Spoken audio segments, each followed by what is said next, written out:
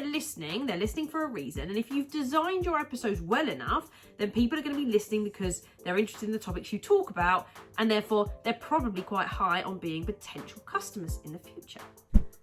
Hello and welcome to the Big Vision Business Owners podcast. This is the place for business owners that have a message that they want to share with the world. And we'll be talking on this podcast about how to get seen online, how to raise your visibility and actually get your message out there so that you can have that impact on the world.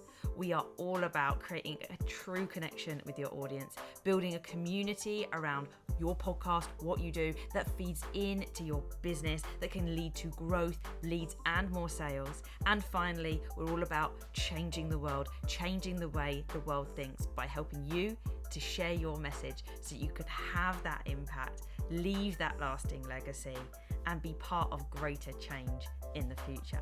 And I'm your host, Chantel Dyson, who's here to do it with you along the way. I'll be sharing my expertise and experiences with being a big vision business owner, with being able to create content online the clever way, which means not having to spend hours on your phone. And together, we'll be looking at how we can raise your profile online to get your message seen and heard. And with that, let's get on with today's episode. Hello and welcome to another episode of Big Vision Business Owners. And today we're talking about podcasting. For those of you that don't know, podcasting is my area of expertise. It comes from the fact that I am a sound engineer by trade. My degree, the thing that I spent 3 years doing, is sound. In theatres, predominantly. I spent 3 years learning whilst also working in the West End on shows like, what were the best ones, or the ones I was there for the most? The big ones were Billy Elliot, We Will Rock You, Phantom. When I say big ones, like big ones to me, I've worked on plenty of others: Matilda, Miss Saigon, Merrily We Roll Along, Les Mis. Actually, I was at Les Mis quite a lot as well. Quite a lot, more than I can sometimes remember. And even now, I still get text messages asking me to come back. It's wild. And I'll go into more stories on Theatre World in another episode. But that's where my background in sound comes from. And people always go to me, oh, you did maths, then you were life coaching, and now you're teaching people podcasts. Actually, it's a really good combination of all the last three things I did. I sound engineered, so therefore have the background of audio, technical equipment, etc. I then was a maths teacher, so teaching by trade is probably my actual superpower, let's be honest. And thirdly, I was a life coach, and I predominantly work with people that have a message to share with the world, which quite a lot of those people end up as life coaches and therapists, etc. So that's where I'm starting out in terms of working with it. So a podcast is on the rise in terms of people's popularity of coming up with their own. And we're seeing a lot of trending changes with podcasting. So I do use the term vodcast. A lot of people don't really love that term, and that's okay. Podcasting is becoming vodcasting. You will notice if you're watching on YouTube or you're seeing a clip of this on my Instagram that I record a video episode for my podcast, and I did that as a result of 18 episodes into the Single Girl's Guide to Life. Realised I probably needed that to help me repurpose the content in the way that the algorithms were really favouring at the time, which was video content. And video content still remains one of the most effective ways to get yourself out there, be seen by people. We're also now seeing that it's still an early game to podcasting. People in this industry, life coaching, therapists, it feels like everybody's got a podcast sometimes. Well, let me tell you, I know plenty of businesses of that nature in the wellness space or wider that don't have a podcast. And even then, some people have started them and they're not getting past the first few episodes, which is common in podcasting industry. I think there's a stat around 3 episodes and there's a stat around the 10 mark episodes. So many people give up because podcasting is a very long game. You do not see, unless you are a celebrity already, you do not see instant reward in terms of even downloads for your efforts. But this can be a great thing, because when you're a small business owner, solopreneur, and you're actually just starting out and you're not necessarily a presenter, you're not someone that's used to being on camera or talking naturally, scripted but unscripted, then actually having people that don't see your first few episodes can just allow you to breathe that it's only 10 downloads, not 10,000 downloads. So podcasting is becoming a really popular thing. They're predicting that live podcasting, if you read the Spotify podcasters report, it tells you a bit like Pinterest does its predictions for the year ahead, and TikTok did a report on content.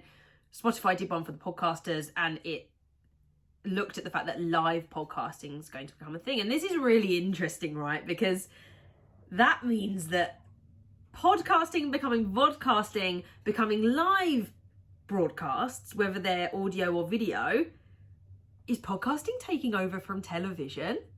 Is that what's happening? Because one of my clients informed me that Channel 4 didn't commission anything new last year, and they're not planning to this year because the money's not there. Yet we're seeing this shift to on-demand television. We're seeing this shift towards being able to broadcast your own, and people are bored of seeing these very well-polished, finished-off podcasts.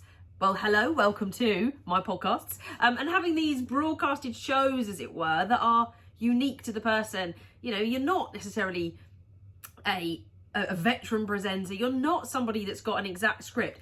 I'll tell you now exactly what I've got in front of me. I've got the 5 things that I want to cover today in the episode, and maybe an idea for the title of this episode. I vaguely know what I need to talk about. What you're hearing now is totally unscripted per se, and maybe you prefer that style. You don't want it to feel like someone stood there with a cue card or reading off of an auto cue, and you want that rough and ready feel.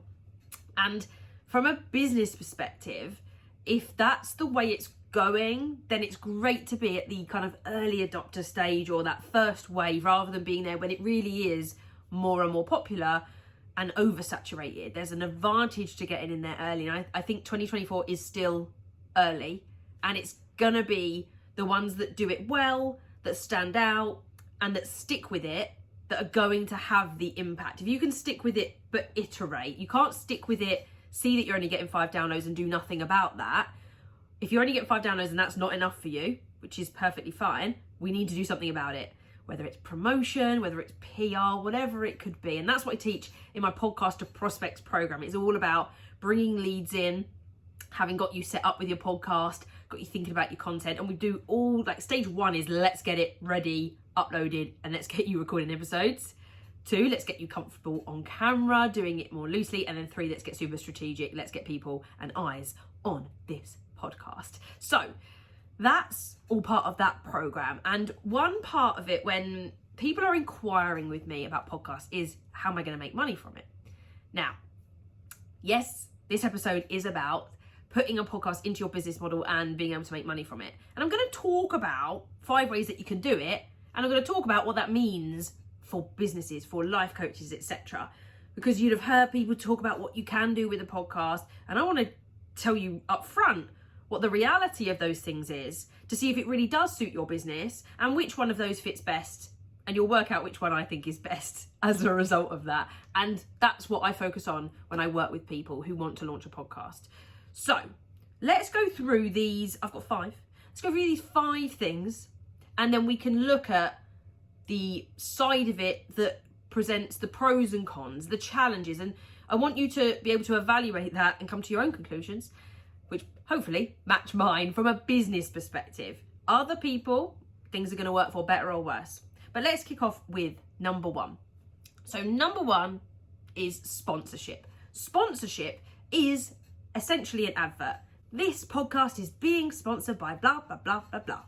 You would have heard it probably on your favourite podcasts, the biggest ones that exist. For Dr. Rangan, and you'll notice that there are basically brand affiliations. Dr. Rangan Chastity's Feel Better, Live More, there was, and I can't remember the name of the brand, but there was a trainer or a shoe that he was associated with. Stephen Bartlett springs to mind instantly that it is Huel. Jay Shetty's had a couple of different ones. I believe he's had Blinkist, which is a reading book platform. He has also promoted, I'm sure of it, his own drinks on there as well. And you'll notice that Stephen Bartlett, Huel, I believe he's an investor in that. And he often talks about different things that he believes in or has even tried himself. So lots of people get sponsorship. And sponsorship is really nice if you've got these companies with mutual investments in one another kind of thing. And there's a trade-off of both, that it's something that the host is genuinely interested in, or it very much fits with their brand. And the brand are obviously getting leverage from that person, that host, putting it out there and endorsing it essentially, but also that it's aligned with the program. So whilst I never achieved a sponsorship for the Single Girls Guide to Life, given the clientele, I always thought, oh, how wonderful would it be to either get a dating app, or you could go down the adult toy industry is how I'll phrase it. Now, the reason that I couldn't do the latter was because as a teacher, realistically, that's probably it's a really blurry line for that. So I never pursued that idea. But people go out and get sponsorship deals even when they are a smaller brand. You do not have to be at the level of the names that I gave you before. However, this is the reality of sponsorship. Sponsors want to get their products and services out in front of people. So they target the right people with the right podcasts to make that association with, on the basis that probably the audience that are watching are going to be interested in that product because they're a certain type of person, they like that person for a reason, and they're there in their numbers. It is the same as putting an advert on during X Factor on primetime television, when it used to be the program to watch every Saturday night. It was going to cost the most, but it was also going to get you the biggest exposure. When you are starting a podcast, your numbers are generally, unless you already have a following, fairly low. That doesn't mean you can't chart quite well if you do enough good work with the community in the background, but big names are generally looking for a certain number of downloads per episode in the first week, or if not the first 30 days. And that therefore can make that quite challenging. That said, if you can find a smaller brand that doesn't have the budgets of these people, but maybe you can offer them what we call a baked in ad. So some ads roll into an episode and change all the time. They're called dynamic ads. And so if, say, you did happen to get sponsorship, you could literally run it and say, well, your sponsorship is from January to June of this year. It's going to be X amount of money. And for every episode that plays, there's a little intro read out by you talking about the product, saying how much you love it. And it goes from January to June. But once June is up and the contract is over, they're not giving you necessarily any more money unless they renew, and you'll do all the terms again. But then the advert disappears. That was it. They got the leverage of whatever downloads were got in 6 months. However, when you're starting out, you can offer what we call baked in ads. So they're actually recorded into the episode and they never go. And that means that the company investing in you, who doesn't really know if you're going to be a success or not, is taking a little bit of a risk. It means the sponsorship is lower, but it does mean you've got some sponsorship coming in. And it does mean that if you do get a popular show that does keep building and rising, and they believe in what you're doing, then they get to be a baked in ad that stays forever. And that's a way to negotiate a sponsorship. So it's being well aware that numbers do matter for that one. And you've got to think about what type of situation you can offer. And this comes down to reaching out to brands, getting in with people that have the power to decide on those things, getting to those teams. You're going to be targeting a number of people and getting a lot of no's in that scenario. But if you can find a nice fit, small brand, maybe you know them personally, it might work. The second way that you can make money from podcasting is through merchandising. So selling products linked to the podcast, linked to you, linked to the brand, whatever way you've set up your podcast to fit, you can actually have products. Just like if you went to a gig and you wanted to buy the t-shirt or you wanted to buy the hoodie. Extortionate prices for some of those things sometimes, but it's the same principle as that. This takes on another level because you have to decide what merchandise it is, and if and why people would want that merchandise. And maybe it is for the super fans of the world. I'm thinking of who are the people that buy the merchandise at gigs, at concerts. And then from all the podcasts I know, who are the people that I think those pieces of merchandise are targeted at? I can say I've never bought merchandise from a podcast before. I'm trying to think. I'm more likely to have been given promotional clothing and items as a way of them getting me to use it sometime, or to, it's a reminder if a pen is in your, I've got literally a pen with a brand on it here. If a pen is in your pencil case or it's just in your bag and you see it and you go, oh yeah, I remember that company. I remember that. So it's slightly different. But merchandise therefore means that you've got to think about how the merchandise is produced. You've got the outlay initially to think about. So if you are going to go down a t-shirts or hoodies route, one, I really hope that your podcast has an interesting name that people want to then have as a little icon in the top corner or plastered all over the back. So it's up to you. You could choose pens, you could choose notebooks, you could choose something that relates, but then you're then having to sell something. And if you are a business that is selling products anyway and services, how much else do you want to have to sell? And unless you're going to advertise it, it's very unlikely that people are going to click on those links and buy them just like that. So merchandise is cool, but again, it really relies on a very, very strong community who want it. And when I think of somebody like Lisa Johnson, who as far as I'm concerned, has a very strong community, good podcast, to my understanding, I haven't seen merchandise. And when we're thinking about businesses and looking at ourselves and where we want to be in the future and what we want to do, I believe that if someone like Lisa Johnson thought that merchandise was a good idea, she'd have it. And I could be wrong, she might have it. But I don't know if it's the kind of thing she's pitched and just got naturally in on her podcast or not. The only one that's really sticking out to me that has merchandise really specifically is Diary of a CEO. And even then, I, as a very big Diary of a CEO fan, it often gets mentioned on these podcasts, I don't feel compelled to buy a hoodie with DOAC on it. So it's this balance of how do you create that super fan energy where, like Taylor Swift, you're going to want to buy it and you want the special editions. You've got to create a bit of a fandom sometimes, a real commitment to the brand, to the podcast, to have that interest. By all means, it can work. People will pay more for certain things, especially if they're exclusive. There's only one of these, only 10 of these, etc. But it's a whole different mechanism to think about. Number 3 is, it's kind of two versions. It's either a membership or a premium version of the podcast. A really good podcast that does this is called Multi-Amory, and they do this through Patreon. Initially, quite a lot of people do, but they actually offshore that to a Facebook community. And once you're in the community, you get to ask questions with other people that are clearly part of this world. And Multi-Amory is all about different formats of relationships. And depending on each podcast, quite a lot of podcasts go down this model where they either offer extra content or extra opportunities to speak with the hosts and a community that goes alongside it.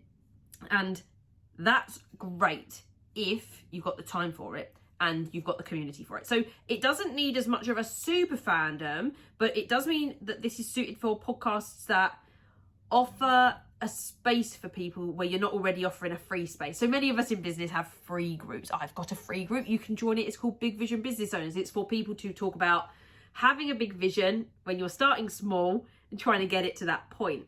And predominantly talking about mindset in business, but content strategy obviously being a place for people to ask questions about that there.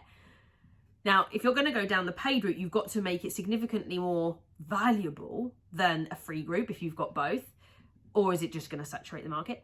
And you've got to think, what can I offer that is essentially like a one-to-many model? Because you're not teaching a course. It's different to having a one-to-many program, but it very much is working on the fact that they're supporting you. And maybe they're doing it out of the goodness of their hearts. Like some people do it and form it as more of a donation, and here's something you get back for donating. But how much does the community run itself? How much work is it going to take at the first bit to get people interacting in that community and asking questions, etc.? So community building is an aspect to go down. And what's nice about that is that it's often like a monthly, right? So you get that income on a monthly basis. It's recurring, and that's what attracts a lot of people in. So it's a case of thinking, how can I make that work in my ecosystem without making there be too much work? You're going to need some numbers to keep feeding that. So if you've got a following and you're bringing out a new podcast, that's cool. Let's utilize the email list, get people in, and let's get people in a sort of a medium paid membership where community is needed. So if you're trying to connect people together, this can be a really nice way. The Single Girls Guide to Life used to have the Single Girls Club, which was an online membership that supported that. Retention's quite an interesting one to have to tackle because you've got churn, which means how many people join, but then how long they stay for and how many people leave and what's your percentages on that. So something to contemplate there if membership's there. Now, number 4 is interesting And I got one for this, and I don't think necessarily it was just the podcast, but the podcast helped the ecosystem for this. And this is speaking gigs and appearances, which a lot of people that I work with want to do.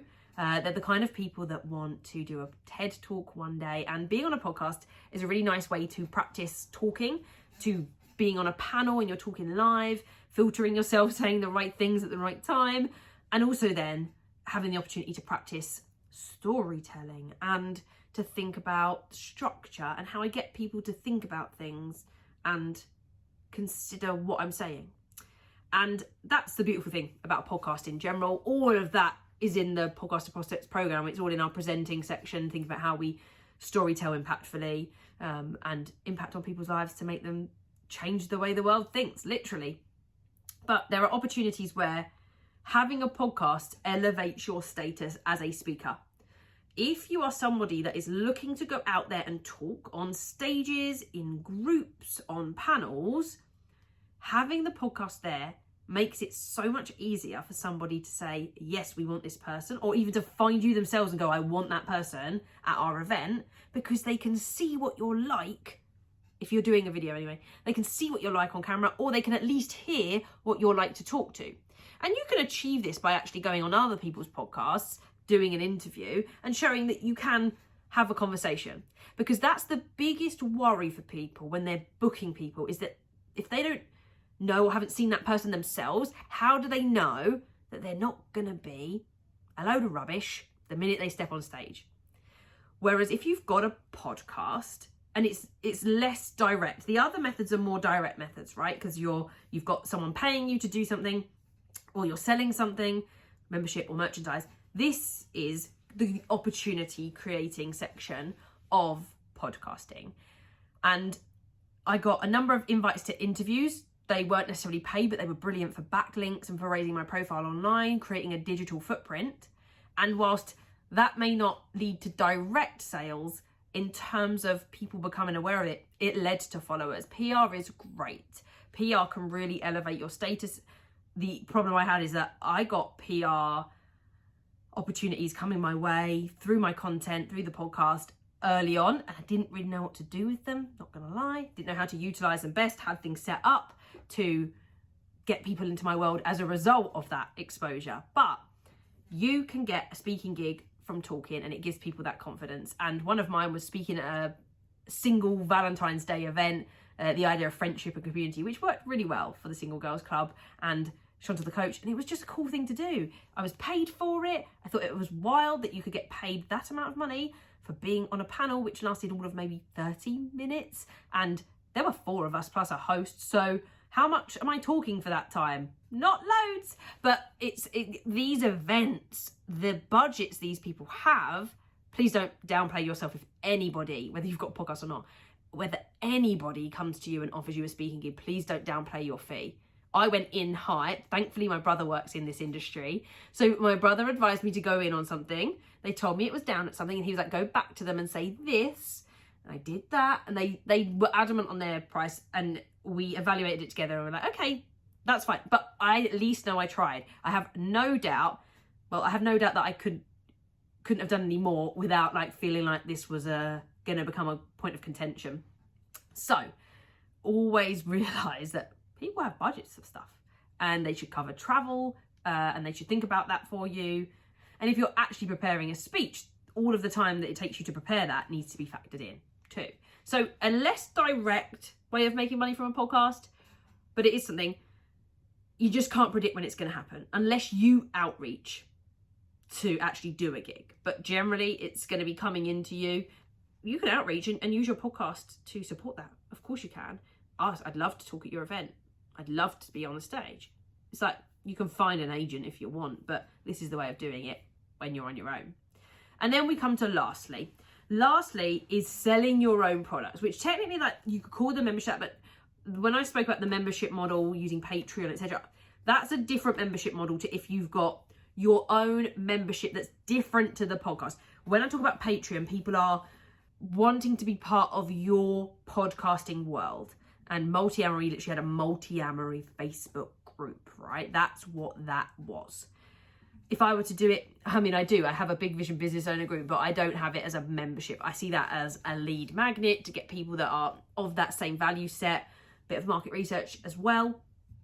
When you've got your own membership, so if I was going to have one, it'd be a Content Creation Club membership. I don't have an official one yet, but in my head it was always like, what an idea. Or a podcast membership where you're monthly, it gets you set up. To me, it doesn't quite work, but that's the kind of thing I'm talking about when you have your own products. And of course, you've got your coaching services, therapy services, whatever it might be, your programs to sell. Your podcast is a place to be able to promote your products to people. Because if they're listening for a reason. And if you've designed your episodes well enough, then people are going to be listening because they're interested in the topics you talk about. And therefore, they're probably quite high on being potential customers in the future. So therefore, talking about your products online, you don't even have to ask for direct sales. You're positioning your products, you're mentioning your services as you go, and getting people to become aware of the fact that they exist without it feeling salesy. The other thing is that all of your content, as many of you will have heard from me before, all of your content for a podcast can be repurposed to raise your profile online and thus bring people into the world, get them to know you. So if a lead comes in through networking or just through a lead magnet that isn't the podcast, whilst there's still early days in the phase of moving through to possibly become a customer at some point, the podcast is a really nice way for them to start to get to know you, to start to get to know your products, what you offer, what you are about, and allows them to make the decision as to whether they want to buy from you at some point. And yes, you can do an episode literally talking about the benefits of what working with you is. You wouldn't do it titled that. You talk about the transformation that the client's going to get from working with you, and you featured that in an episode whereby in the middle of it you mention an offer very clearly and specifically, or you mention a challenge, and it all leads to all these different people being exposed to it. Because it's all well and good posting a post on Instagram saying, I'm doing a challenge next week. Well, out of your 300-400 followers, how many of those are actually active? How many of them actually see what you've posted? So we've got to utilize email lists. And how do we do that? Well, obviously send an email. How many people open it or not? Let's send a second email. How many people open that or not? And the same is then the podcast. The podcast could be brand new people that aren't following you at all, or it's starting to just triangulate everything. It fits in with it all. Now, of course, with that one, it takes time. We're going to be looking at doing a podcast regularly and consistently. And sometimes you're going to be directly selling it, thinking about sign up to this, sign up to that. Here's the link to do this. And other times, you might have noticed it in this episode, you're going to be like name dropping your products and services, talking about what it means to work with you, talking about what kind of people you want to work with, talking about what gets mentioned, what gets taught, what gets expected or delivered as a result in your products and services as a result of working with you. So none of those are wrong, but of them, a number of them rely on high numbers for different reasons. Sponsorship requires high numbers because brands are looking for those clicks, those downloads, etc. Even though micro-influencers, nano-influencers are becoming better return on investments, actually. So that might shifting tide. You might find there are more brands that are prepared to put a sponsorship on you, even without superbly high numbers. Merchandise, you want a super fan. Memberships, you're going to need numbers, and you're going to think about churn, retention. So again, numbers need to be high. The other two methods, which are my preferred methods, don't rely on high numbers, which is why they're great, because you can start looking at them, trying to create those opportunities now. But as a result, you're not going to see necessarily the money as instantly, and it's not as direct. So it's even harder to track, because if someone started following you because of your podcast, that's fabulous. But 6 months later they buy, are they even going to remember that they found you through the podcast? And are you ever going to know that information? It's very hard to know exactly where people have come from for speaking gigs and for the podcast, and therefore it's not as straightforward to track. But they are the things that you should be focusing on, because when you come to me and say, I want to sponsor for my podcast, I'm like, we haven't even launched it. We don't even know what's really working. a lot of podcasters are very aware that 6 months is your minimum investment of time before you even start like working out what really works. Because unless you're releasing an episode every day, you're only going through it once a week. And so 6 months in is 26 episodes. But with every episode you release, you can always be moving people through to sell your own products. And once you've made an episode, it's a bit of an investment in yourself and your business because it's an asset. Maybe this is going to create a list of trainings that are going to go out on an email one day, and you can literally tell people what to listen to if they want to learn about podcasts. I can give them a list if they want to learn about saving time on content creation. I can give them a list on XYZ, and suddenly, no, again, I've not directly sold a product, but if someone enters my email list, clicks through because they do want to start a podcast, and they listen to 3 and they're like, oh my God, I love this and I know I need one, I know I want to get going, I'm going to download that course. Or, I think I can work it out from these episodes how to actually get it online and do that, but I think I need help planning it. I'm going to book a strategy session, or I'm going to book podcaster prospects, whatever it might be. So a podcast is an investment of time. There are a number of ways to make money. Some of them require numbers, some of them require strategy. And I work on the strategy, organic, long-term gain. And if and when you hit the numbers, that's when you start bringing in potential sponsorships. And by all means, outreach to people in the meantime, because you never know what little brand might want that. But to make it your main focus and think that's how you're going to get your money back on your podcast is a little bit of a naive assumption, when most of you in business have plenty of things to keep promoting rather than a membership or your own merchandise, and just to stick with getting known for what it is you do. So I hope that gives you an insight into how podcasting can fit into your business model, make you money, and allow you to have another income stream or a way of promoting your products and services in your business. Until next time, everybody, keep changing the way the world thinks, one podcast at a time.